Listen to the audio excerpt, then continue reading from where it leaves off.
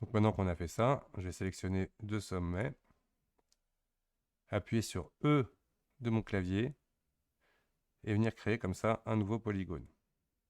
Alors pour faciliter l'affichage, dans les options, je vais masquer en mode édition le subdivision. Et le principe, maintenant pour créer tout le reste de ma boucle, je sélectionne le sommet, le vertex qui est à l'intérieur de l'angle du polygone que je veux créer. J'appuie sur F, donc ça c'est grâce à l'add-on F2, et je crée comme ça mon nouveau polygone.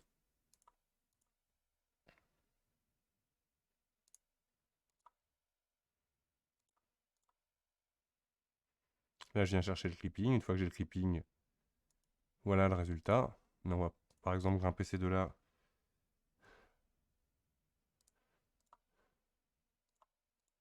Alors je vais montrer une fonction qui permet de pouvoir sélectionner de l'autre côté.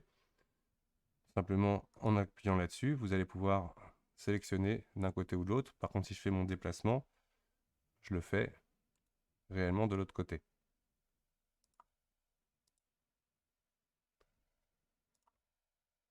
N'hésite pas à donner un peu de place aux autres. Alors pour déplacer ici, je fais G deux fois pour suivre tout bêtement les lignes qui existent pour éviter de trop creuser ma géométrie et d'avoir beaucoup de manipulations à faire après.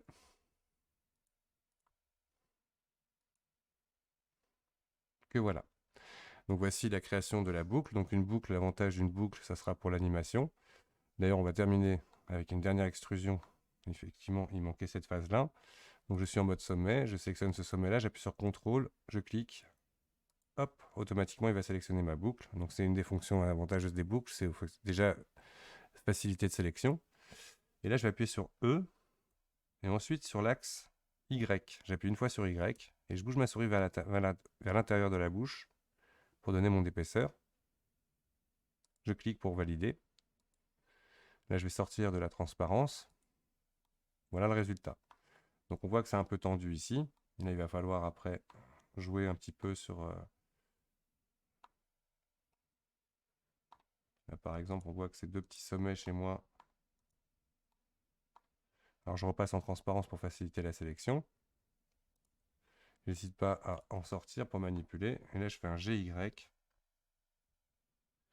Y étant toujours la profondeur pour aller chercher. Oula. Donc en fait c'était même pas vraiment que lui. C'était toute cette zone. Donc Alt Z. On va prendre tout ça. Donc attention, je repasse en rectangle de sélection. N'hésite pas à mettre par exemple dans une vue de dessus.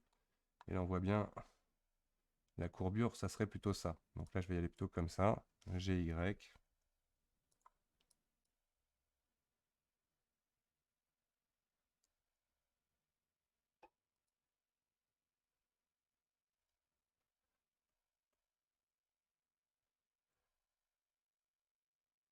Pas de bêtises.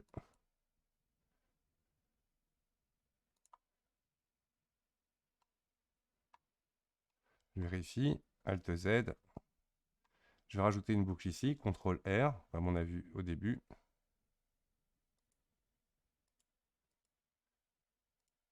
Et j'ai terminé la base de ma bouche. Alors vous pouvez bien évidemment vous amuser à changer un petit peu l'apparence. Pour voir tout seul, View, Local View, Toggle, Local View. Là vous voyez tout seul, slash du pavé numérique. Et là on va s'amuser par exemple à sortir un petit peu un point, GY.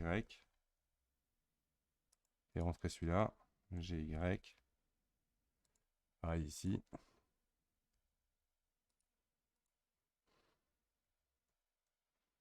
Juste pour insister un peu plus sur le mordant de la lèvre. N'hésite pas à faire un petit contrôle 2. Basculer. Ah, ça n'a pas fait. Donc CTRL 2 ici. Pour avoir un peu plus de lissage. J'enlève le filaire dans mon affichage.